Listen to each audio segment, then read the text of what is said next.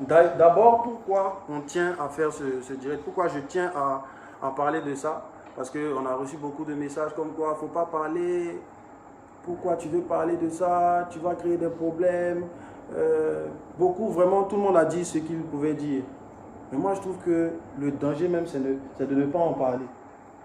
Parce que nous autres, quand on vit ce genre de situation, on a les moyens de régler ça facilement. Parce qu'on a l'avantage d'être connu, on a des contacts qu'on peut appeler pour sortir de là.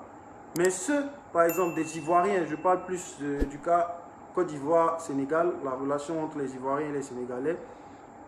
Nous qui avons le bras long, comme on dit, on peut sortir de ce genre de situation. Mais par exemple, la maman qui s'est débrouillée pour arriver à Dakar, pour faire son petit commerce, ou bien un petit Ivoirien qui allait se chercher, étudiant quelque part à Dakar, s'il a un problème, comment lui, il sort de ça? Puisque lui, il n'a pas tout ce que nous, on a.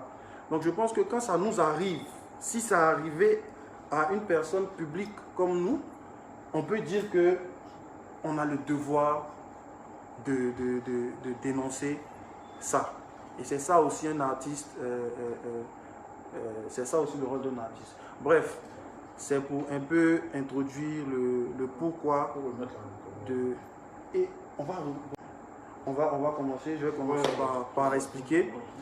Le jeudi 10 novembre, on arrive sur Dakar. On atterrit à 23 h, je me rappelle. Donc, moi, comme je suis devant, je suis en business, je passe tranquillement faire mes formalités. Quand on arrive au checkpoint, quand tu arrives, on te demande, d'habitude, on te demande de mettre les empreintes, on te fait faire les photos et tout. Donc, j'arrive à l'aéroport de Dakar, je dévance mon équipe, puisque j'insiste que j'étais devant en business. Et eux, comme ils étaient en écho, j'étais parti avant eux.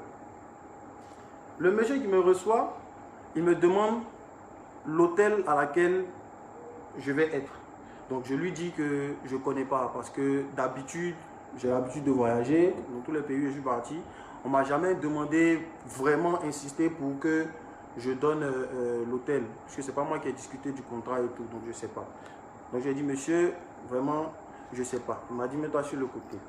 Je me mets sur le côté comme le monsieur m'a demandé, en attendant que le reste de mon équipe me rejoigne pour continuer les formalités. Je suis là, j'attends, il prend un premier passager, un deuxième passager, un troisième passager. Tranquillement, il continue ses enregistrements.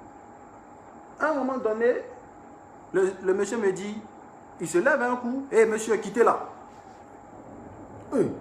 Monsieur, quittez là.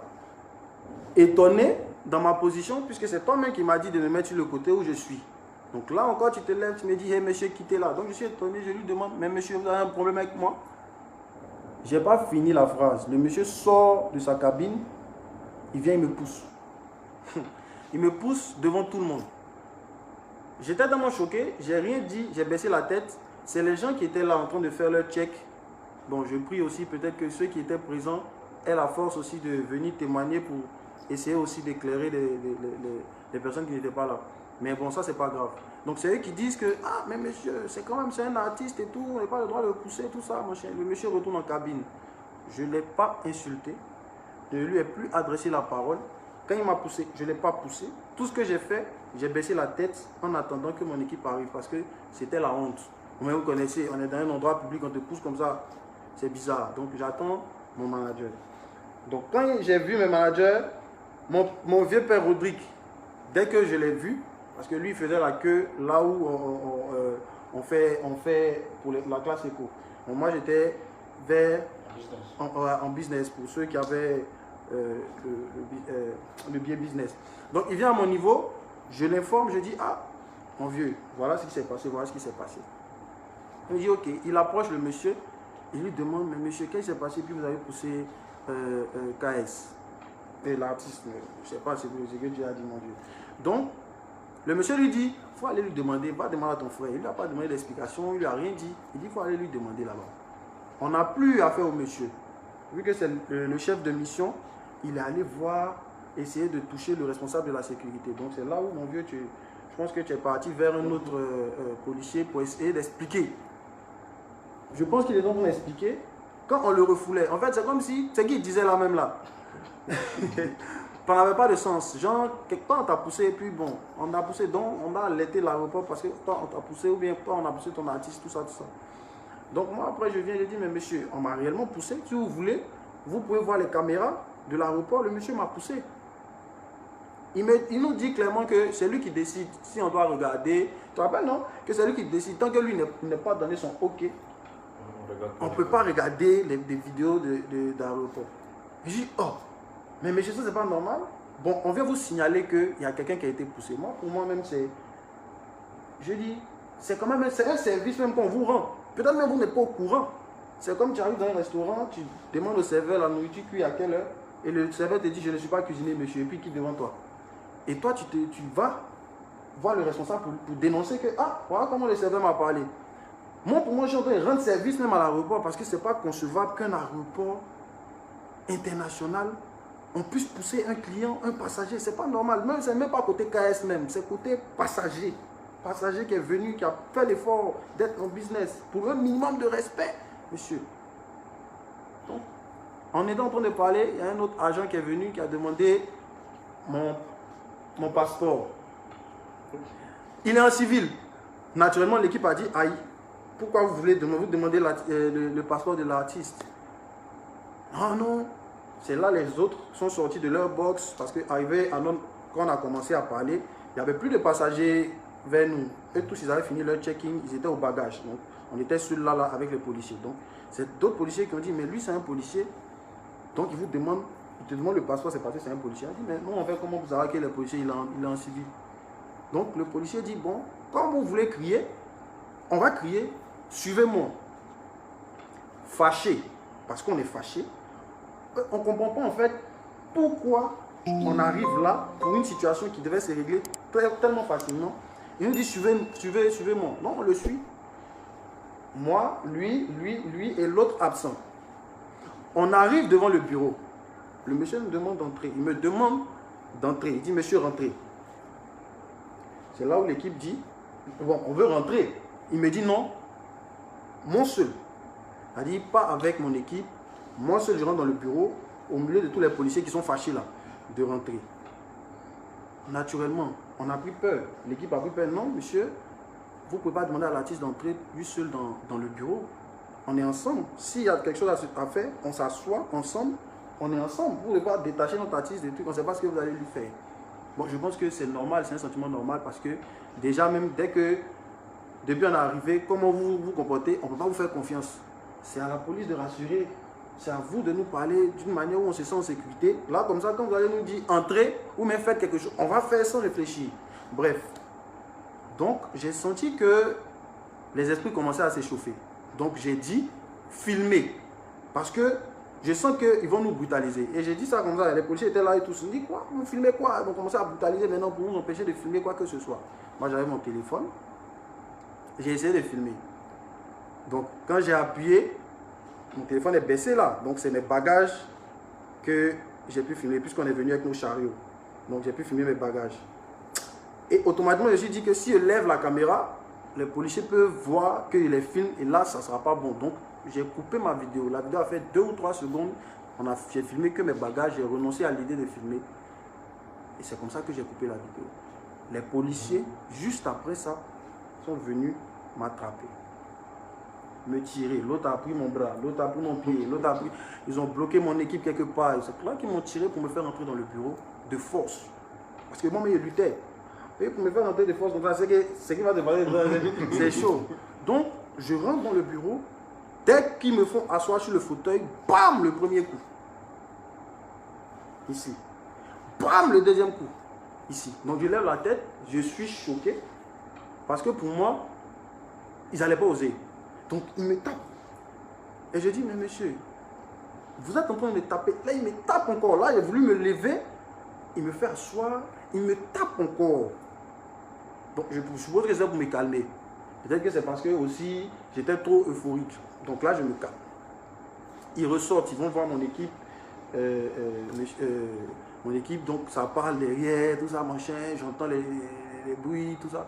Moi, je suis dans le bureau, choqué d'abord pour cette première scène. Parce que je vous rappelle que c'est juste parce que Le policier au comptoir, dans le box, m'a dit, monsieur, quittez là. Et comme il ne m'a pas parlé avec courtoisie, il m'a parlé désagréablement. Et je lui ai demandé, vous avez un problème avec moi, monsieur? C'est à partir de là qu'il est sorti pour me pousser. C'est ça qui nous a envoyé là-bas. Hein. C'est pas qu'on n'a encore rien fait. Donc, 10 minutes plus tard, ils me font ressortir. Si je me trompe, vous me dites. 10 minutes plus tard, ils me font ressortir. On me redonne les 3 téléphones que je mets dans ma poche. Donc là, je suis déjà fâché même. Je suis fâché. Il me dit, mais parce que ce qui vient de se passer, c'est scandaleux. Donc, on se suit. On se suit avec mon équipe. Arrivé à l'ascenseur. On monte dans l'ascenseur. Je suis avec les policiers. Quand mon équipe veut monter, ils disent à mon équipe non, que prenez les escaliers. Donc mon vieux qui est là, il est en train de t'embêter pour dire non, on ne veut pas dire. J'ai dit mon vieux, il faut les laisser. Il faut prendre les escaliers. On prend les escaliers, on arrive au premier. Quand on arrive au premier, ils font signe. Comment ça s'appelle, le commissaire adjoint, le monsieur Metz, un peu grand. Ils font signe qu'on n'a qu'à caler les personnes qui vont venir. Donc déjà, j'ai compris ça. On arrive, on avance, je ne vois pas mon équipe derrière. Donc je m'arrête un moment parce que je suis vraiment inquiet, j'ai peur. J'ai dit, mais monsieur, je ne vois pas mon équipe derrière. Il dit, tu seras le seul à répondre de tes actes. Tu seras le seul responsable, tu seras le seul à répondre de tes actes. Jusque-là, je me demande bien quel acte j'ai posé. Parce que la seule chose que j'ai eu à faire, c'est de signaler, de dire, ah, il m'a poussé. Jusque-là, c'est à moi qu'ils ont parlé comme un chien. Ils ont dit, monsieur, quittez là. C'est moi qu'ils ont poussé. C'est moi qu'ils ont brutalisé pour entrer dans le bureau. Et c'est moi qu'ils ont giflé. Donc, je ne sais pas de quel acte vous parlez. Bref. Donc, ayant toujours peur, je lui dis, mais monsieur, tout à l'heure, j'étais seul avec vous, dans un bureau. Vous m'avez tabassé. Et je ne vois pas mon équipe me dit d'avancer. Il va répondre, je ne sais pas ce que vous partez me faire là-bas. Il dit, voilà ce qu'il a dit, il dit, il y a 1001 manières de te faire rentrer dans ce bureau-là. Donc, je te conseille de nous suivre, mon frère. Je vais suivre, ou bien, tranquillement, j'ai suivi le monsieur. On arrive dans le bureau, je pense que c'était le supérieur ou le commandant, le commissaire de l'aéroport. Donc, dans une salle, quelque part, au premier étage de l'aéroport, à droite là-bas.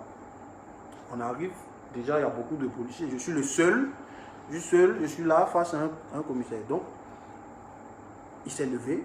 Moi, pour moi, il va m'écouter, il va écouter ce que j'ai à dire. Il dit, monsieur, vous faites le désordre dans l'aéroport. Un agent vous dit de quitter là pour qu'il fasse son travail et vous ne voulez pas quitter là. C'est quoi votre problème? Il a commencé à parler, je ne sais plus trop exactement ce qu'il disait. Et après, je lui ai dit, mais monsieur, il y a la manière. Si tout de suite je vous dis, hé monsieur, quittez là, vous allez quitter. Je ne suis pas un mendiant, je suis pas un sorcier. Je n'ai pas insulté quelqu'un, j'étais arrêté. Lui-même, il m'a dit de me mettre à côté. J'étais là. Lui encore, il se lève, me dit, mais monsieur, quittez là. Donc, c'est normal qu'il demande, monsieur, vous avez un problème avec moi. Encore là, si je l'avais insulté, on pourrait comprendre. Mais je demande juste, vous avez un problème avec moi, vous me parlez comme ça. Et il est sorti pour me pousser. Ça là, j'aurais pas dû dire. Parce que, après ça, monsieur le commissaire m'a envoyé des gifles célestes. Oui, il commence à me taper. Je parle un peu, il me tape. Il me pose question, je réponds, il me tape. Quand il ne répond pas, il me tape. Bon, je réponds, il y a un qui dit, mais tu ne vas pas fermer ta gueule. J'ai fait ma gueule, on me tape. J'ai dit, mais monsieur, c'est vous qui êtes censé me protéger. Qu'est-ce qu'il a fait en fait? C'est vous qui êtes censé me protéger. Et c'est là où le monsieur qui était en civil, qui voulait mon passeport au début, c'est là où il rentre dans la salle, dans le bureau. Et il dit, mais toi, je te connais, tu es un artiste, c'est KS Blue. Alléluia. Pour moi, c'est la libération. Pour moi, quand il a dit ça, ils vont se rendre compte en fait que peut-être jusque-là, je n'ai pas parlé de qui je suis ou bien qui... Non. Moi, je suis juste un passager. Je veux signaler qu'il y a quelqu'un qui a poussé, quoi, c'est tout. Donc pour moi, là, il va dire, ah, monsieur l'artiste, vous aussi, comment vous pouvez faire ça? Vous êtes un artiste comme ça? C'est là. Pour vous dire, franchement, c'est la partie qui m'a le plus choqué. C'est là où il a commencé à bien me frapper. Parce qu'il dit, c'est quelle musique il fait? Ok. Après, il dit à je ne sais pas, son collègue. Faites-le descendre, il va comprendre. Outrage à la police, un policier te dit de quitter là, tu ne veux pas quitter là. Tout ça, mon chien, tu vas comprendre, tu as fait 5 ans. Ici, on est au Sénégal, on va t'apprendre la discipline. Tu es indiscipliné. Moi, il a dit ça, donc on sortait du bureau. Et quand on sortait, il m'a dit de revenir, de lui donner mes téléphones. Je lui donne mes téléphones. Il me demande le code, je mets mon code. Et il me dit, il a vu la vidéo. La vidéo, si vous vous rappelez, au début du direct, je vous ai dit qu'il y a un moment où j'ai voulu filmer. Mais quand j'ai appuyé, j'ai vu que c'était une mauvaise idée, j'ai coupé la vidéo. Mais je n'ai pas eu le temps de supprimer puisque après, bon, il y a eu tout ça. Donc, il a vu la vidéo où j'ai filmé mes bagages, j'ai essayé de les filmer. Et il me dit, ça c'est quoi? Je lui ai dit, monsieur, bon, on m'a demandé de rentrer dans le bureau. J'avais peur. Comme les agents commençaient à vraiment s'énerver, donc, naturellement, pour avoir des preuves au cas où il y a agression, j'ai voulu filmer.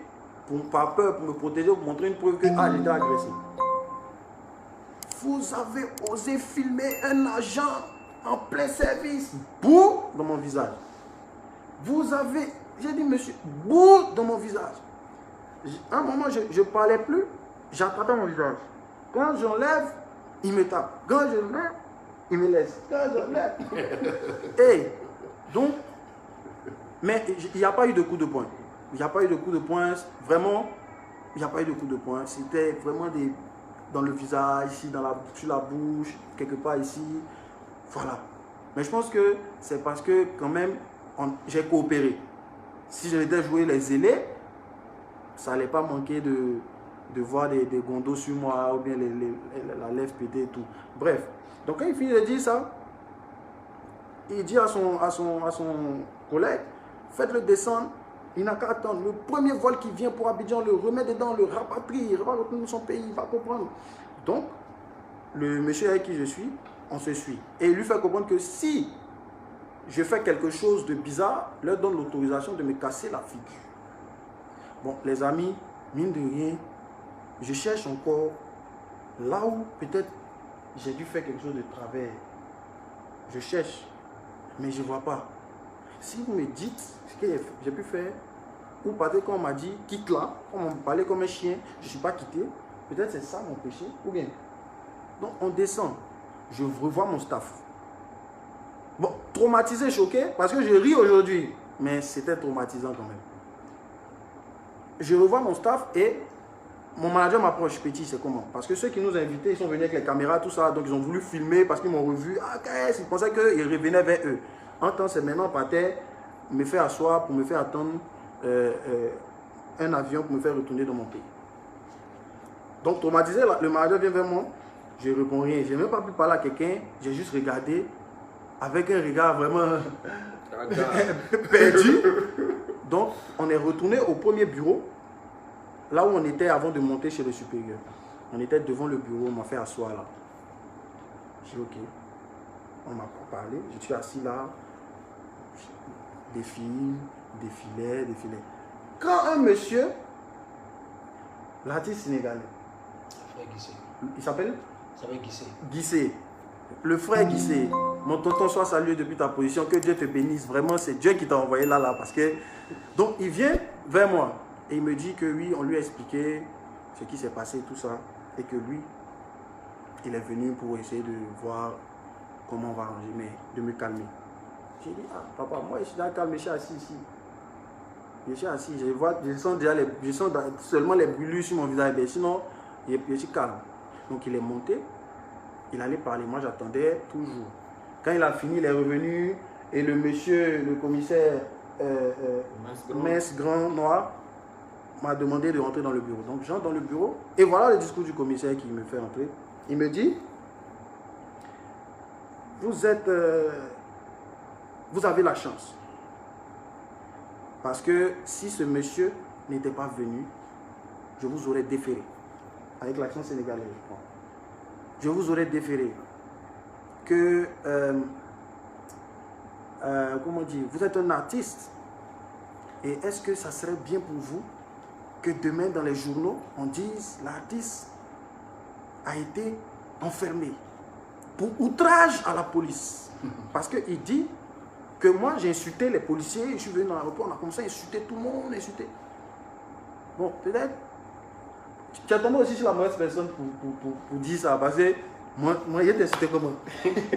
Je ne suis pas de ceux qui vont t'insulter, je vais t'insulter pourquoi? Hausser le ton, oui. Ça, je reconnais et je confirme que j'ai haussé le ton parce qu'à un moment donné, c'était énervant. On vous explique un problème, essayez de régler le problème, vous venez vous faire passer pour des gens qui n'ont pas d'intelligence, tu vois. Donc, c'est clair qu'à un moment, on a haussé le ton. Mais à aucun moment, j'ai insulté quelqu'un. À aucun moment, j'ai agressé ou bien tapé quelqu'un. Jamais. Donc, il dit indiscipliné. Et que la seule condition pour que lui, il me laisse sortir de l'aéroport, c'est de faire une décharge écrite où je dis que je reconnais mes torts et que je présente des excuses à la police de l'aéroport. Mes frères, il était 3 h du matin. Je suis arrivé à 23 h. J'ai vécu tout ça là. On me dit la seule condition pour que je sorte, c'est de signer papier pour dire que je reconnais mes torts. Tu n'as pas signé papier là. Signer de quoi? Tu n'as pas signé papier là. Non, honnêtement, tu n'as pas signé le papier. Signer, c'est... J'ai dit, quand il l'a dit, j'ai dit, où est la feuille, où est le stylo? Le stylo est là. Il m'a donné le papier, je lui ai dit. Et le monsieur, l'artiste était là, il est témoin. Je lui ai dit, tout ce que vous voulez que j'écrive là, dites, moi je vais écrire. C'est là où il a dit, mets ton nom, mets ta date de naissance, mets ton nom de ton papa, nom de ta maman, et dis que je me suis très mal comporté et que je reconnais mon tort. Ouais, nous là, demander pardon, c'est rapide. Donc il n'y a pas de problème. J'ai fini d'écrire et là, c'est là où ça va me faire, ça va se gâter. C'est qu'il me dit, mais est-ce que sincèrement, sans contrainte, tu reconnais que tu as tort? Mon frère, monsieur l'agent, de répondre quoi? Ouais. De dire quoi? Que je ne reconnais pas. Monsieur, quand même.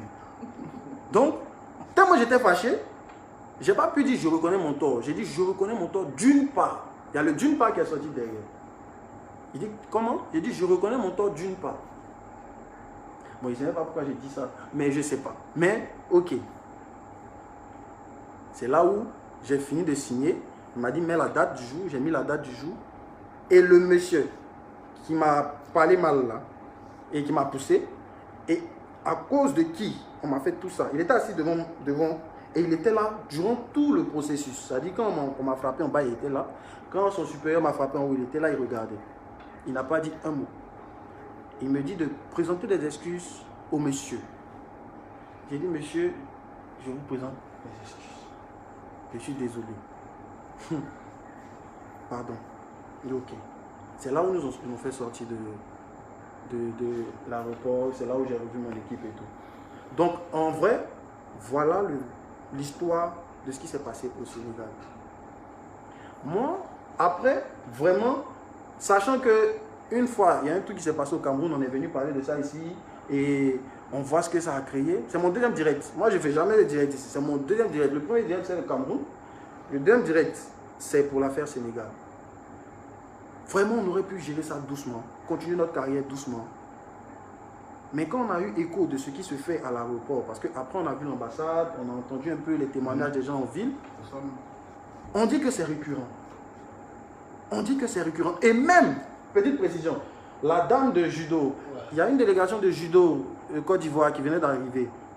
Ça dit quand le monsieur a fini, c'était, je ne sais pas, avant ou après. Quand il m'a poussé, juste après, quand il m'a poussé, on était dans le même vol. La dame de judo était en train de faire un autre palabre avec une autre dame dans un autre box là-bas. Parce que la dame l'a appelé Hey, comme un chien. Hey, comment on appelle ça? Et donc et toi là. Donc elle était fâchée. Tu vois? Voilà. Et le monsieur dit, le policier a dit que si je veux, on va regarder les vidéos de l'aéroport, je vais voir que j'ai tort. Dans mon cœur là-bas, je dis Seigneur, montre les vidéos s'il te plaît, monsieur. Tu vois? Tout ça pour dire que c'est inhumain. Si, et moi j'ai un coup de gueule contre les internautes ivoiriens qui pensent que c'est du jeu. Si à moi, vous-même ça va vous poser des questions. Si à nous, des personnes avec des relations quand même une image de mon pays, imprimée dans 2022, hein, ivoirien. Si à moi, on a pu faire ça, mais il y a ceux qui n'ont pas de relation là. Et il y a ceux qui ne savent pas qui appeler.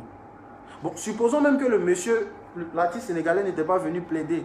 Qu'est-ce qui allait se passer? Il dit qu'ils allaient me déférer. Et le monsieur, l'artiste sénégalais, a témoigné que quand il est rentré dans le bureau du supérieur, il venait d'envoyer un message pour que les gens viennent me chercher. Pourquoi? Parce que tu m'as parlé comme un chien. J'ai dit, monsieur, vous avez un problème avec moi? C'est pour ça? C'est normal? Tu vois, mon vieux. Donc, vraiment, aussi précisons que je parle que de la police de l'aéroport. Je ne parle pas de tous les Sénégalais. Parce que le monsieur qui est venu me faire sortir, c'est un artiste sénégalais. C'est un Sénégalais. Après ça, on est allé chez le grand frère, le tonton Awadi. On a mangé le tchèboujen. On a vu un peu la corniche. C'était bien. Donc, ce n'est pas tous les Sénégalais. Et moi, aujourd'hui, je prends sur moi. Si je vis une situation et que je me renseigne, et puis on dit que je ne suis pas le premier, parce que le problème, c'est que d'autres n'ont pas le courage de venir vous dire. Pourquoi? Parce qu'ils ont peut-être peur pour leur carrière. Ils ont peur peut-être d'être fermés, de fermer les portes. Parce que ce que les gens vont me faire, ça peut me fermer les portes du Sénégal. Nous, on est artistes, on voyage toujours, on va dans tous les pays. Donc, on est exposé. D'autres pays peuvent dire, ah, toi, quand tu viens dans le pays des gens, tu gardes le nom. Tu vois ou pas? Mais ce n'est pas pour ça que le Seigneur nous a envoyés. Nous, on est des commandos. Je pense que la chanson, là, c'est prophétique quand même. Vous voyez, nous, là, on veut partager l'amour. J'ai les images de celui qui m'a poussé, que je ne vais jamais vous montrer. Lui-même, il ne sait pas qu'on a son image. Parce qu'on ne cherche pas à se faire justice. C'est juste pour interpeller, pour que ça s'arrête, c'est tout. Parce que beaucoup de personnes vont là-bas. Et l'aéroport, c'est, je dis, c'est la première porte d'un pays. Quand tu veux voir la mentalité d'un pays, il faut voir l'aéroport, comment les gens se comportent. Donc, pour moi, le fait que quelqu'un vienne me pousser, déjà, c'est très grave. Et que je me dis que c'est parce que peut-être ils ne savent pas que le gars est encore là. Donc moi, pour moi, je viens vous rendre service. Pour dire, ah les gars, il y a quelqu'un qui pousse vos passagers et peut-être que vous ne savez pas. Et c'est ça qui s'est retourné contre nous aujourd'hui. Mais, gloire à Dieu, je suis en vie. On est rentré sur Abidjan depuis le lundi. Mais, j'avais plus envie d'en parler, mais la conviction venait toujours dans mon cœur pour qu'on puisse dénoncer ça. Pour ne plus que ça se passe. Messieurs, les commissaires de l'aéroport qui m'ont tapé, c'est pas grave. Mais de grâce, quand des gens viennent vers vous, comprenez que c'est des êtres humains comme vous. Et j'aimerais dire à mes frères ivoiriens qui regardent la vidéo, parce que j'ai vu sur la toile des gens commencer à dire non, c'est parce qu'ici on est hospitalier, on est... Oui, c'est ça. C'est pour ça que Dieu nous bénit. C'est parce que quand tout le monde vient là, on est accueillant. C'est parce que quand tout le monde vient, on considère tout le monde comme nos frères. C'est pour ça que Dieu nous bénit. Dieu bénit la Côte d'Ivoire. C'est pour ça qu'il y a d'autres pays qui sont jaloux. Parce que ici, que tu sois étranger ou pas, si tu rentres en procès, que tu as raison, tu vas gagner. On ne va pas dire non parce que c'est contre un Ivoirien. Non, tu es aussi un homme, mon frère. On ne va jamais entendre que Sadio Mané, supposons à vous, mes frères sénégalais, peut-être qui disent que c'est pas grave. Non, tout. Imaginez-vous. Vous avez entendu que Sadio Mané est arrivé à l'aéroport Félix Houphouët-Boigny d'Abidjan. Et qu'un policier l'a poussé, on l'a enfermé dans un bureau pour le tabasser. Mon frère, mon frère, comment le Sénégal allait se sentir? Mettez-vous à la place des gens. C'est important. On ne va pas faire long. Je pense que tout a été dit. Vraiment, faisons un effort pour la solidarité africaine. Moi, je tenais juste à dénoncer parce que quand on ne dénonce pas, les gens continuent. Aujourd'hui, on ne poursuit personne. On est allé à l'ambassade, on a fait la visite médicale, on a fait la déposition. On nous a demandé si on veut poursuivre la plainte. On dit non, on laisse tomber. Mais il était de mon devoir en tant qu'Ivoirien, en tant qu'Africain, de venir parler pour que ce genre de comportement cesse. Ça ne fait pas avancer quelqu'un. Je ne sais pas ce que ça nous donne. Parce que ça, c'est inhumain. C'est totalement inhumain. Le pire aurait pu se produire. J'aurais pu être encore là-bas pour quelque chose même que je ne sais même pas. Si notre monde africain n'est pas solidaire, on va être solidaire à quel moment? Donc vraiment que Dieu nous bénisse. Et je tenais à préciser à tous les commandos que je sais qui est derrière ça. Moi je sais, vous savez qui est derrière. Les disciples de Christ, vous savez qui est derrière. Mais il a été vaincu il y a 2000 ans à la croix. Parce que la colère qu'ils ont manifestée, ce n'est pas une colère naturelle. Pas du tout. ça n'a pas de sens. Quand tu essaies de coller, tu ne vois pas pourquoi autant de haine pour quelqu'un qui ne t'a rien fait. C'est-à-dire, ce n'est pas explicable. Tu vois? Bien sûr, bien sûr. Voilà, mais on sait qu'il est derrière. Ça ne peut pas nous décourager. Oui, et ça aussi, c'est une preuve pour nous faire comprendre qu'on est quand même, on le dérange. On n'est pas simple. On n'est pas simple, on le dérange. Donc, on va continuer ça. Nous, on va toujours, on va aller dans les endroits, gagner des armes, parler. Promoteur n'a pas dit, les fâchés, ils vont nous mettre quelque part. Si c'est chaud, on vient en fait direct. Aïe, ou bien, pour venir expliquer, si c'est chaud là, on vient en fait direct. On est là, c'est pour que les mentalités changent. C'est pas vous chanter seulement. C'est ça, on dit tu es un artiste, c'est la voix du peuple. Ou bien, ce que les gens vivent en bas, qui ne peuvent pas dénoncer là. Toi, tu es en haut, tu viens parler. Sinon, nous, demain, on peut aller dans les pays, on peut exiger que la garde même nationale vienne nous prendre à l'aéroport. On en a les moyens. Mais et ceux qui n'en ont pas? Tu vois un peu de quoi je vais parler. C'est pour ça qu'on vient faire les vidéos, c'est pour ça qu'on dénonce, c'est pour ça qu'on doit parler. Merci, que Dieu nous bénisse. Que Dieu bénisse la vie. J'ai rien oublié? Non, mais je vais juste rajouter quelques éléments. C'est que premièrement, on en parle aujourd'hui parce qu'il y a eu violence physique. Il y a eu violence physique sur quelqu'un. Donc pour tous ceux qui sont beaucoup dans l'émotionnel, qui parlent, on parle de quelqu'un qui a été violenté physiquement et tout et n'importe quoi pouvait lui arriver ce jour-là. Donc pour ça, on est obligé de dénoncer. Et deuxièmement, pourquoi on en parle maintenant? On est parti pour un événement qui, malheureusement, n'a pas pu se tenir et on était encore sur le territoire sénégalais. Il ne fallait pas jeter du feu un peu partout sur les réseaux. Il fallait prendre patience et puis rentrer tranquillement chez nous et puis présenter ce qui s'est passé. Faut dire aussi que tout ce qui a été dit là, on l'a relaté à notre ambassade. C'est l'occasion pour nous de remercier l'ambassadeur de Côte d'Ivoire au Sénégal et puis tous ses collaborateurs qui ont été d'une écoute très attentive pour tout ce qui s'est passé, qui nous ont donné la procédure à suivre. Donc, le conseil juridique de l'ambassade en est saisi, l'avocat de l'ambassade en est saisi, on leur a donné tous les documents qu'il faut. Ils feront ce qu'ils ont à faire entre eux là-bas, les autorités. On tient à les remercier. Et puis remercier beaucoup de particuliers des Sénégalais qui ont été sensibles à tout ce qui s'est passé, qui nous ont aidés à oublier un tant soit peu ces malheureux événements. En l'occurrence, le tonton Didier Awadi, que je salue, la sœur Jessica Lorraine, et il y a le monsieur qui a brisé pour la revoir. Guissé. Le frère Guissé. Jacques Guissé, vraiment que Dieu te bénisse. Merci. Maman Marie-Madeleine, Marie-Hélène, Cathy, il y en a plein, toutes ces personnes-là qui ont été avec nous. Et puis, pour tous ceux qui vivent ce genre de situation, c'est important de les dénoncer pour éviter qu'on pense que dans un pays, tout le monde agit de cette façon. On sait que c'est des personnes isolées qui ont agi, ce n'est pas le peuple sénégalais. Et puis, à l'occasion, on reviendra au Sénégal par la grâce de Dieu. Puis, voilà, on fera ce qu'on a à faire. Bonsoir, tonton. C'est bien ça. Et merci à mon grand frère, merci à mon grand frère Ousmane Touré, ambassadeur de la Côte d'Ivoire en Suisse, qui a beaucoup aidé dans cette affaire. Je tenais à te faire le chantre aussi, le chantre aussi, ça. Ok.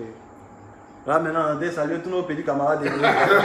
On est ensemble. Vraiment que Dieu vous bénisse la famille. Et merci voilà, beaucoup. Juste histoire de calmer les choses, interpeller les autorités pour que ça s'arrête. Il n'y a pas de polémique, voilà. On en parle aujourd'hui, on n'en parle plus. Voilà, c'était juste pour donner une information. On passe à autre chose, voilà. Chacun va vaquer à ses occupations. Bon, il y en a qui ne croient pas, c'est pas grave. Il y en a qui ne vont jamais croire à notre version, c'est pas grave. Parce que peut-être eux aussi, ils vont vouloir donner d'autres preuves, d'autres trucs arrangés pour ce qui est juste. C'est Dieu qui nous juge, c'est Dieu qui va trancher qui a tort, qui a raison. Nous, on ne veut pas rentrer dans ça. On demande juste d'apaiser les choses à l'aéroport quand on arrive. Soyons plus courtois, on est des frères. L'Afrique, en vrai, l'Afrique c'est un pays, parce que dans tous les pays africains, il y a un peu le même comportement. Donc que Dieu nous bénisse, on est ensemble. Jesus. Merci.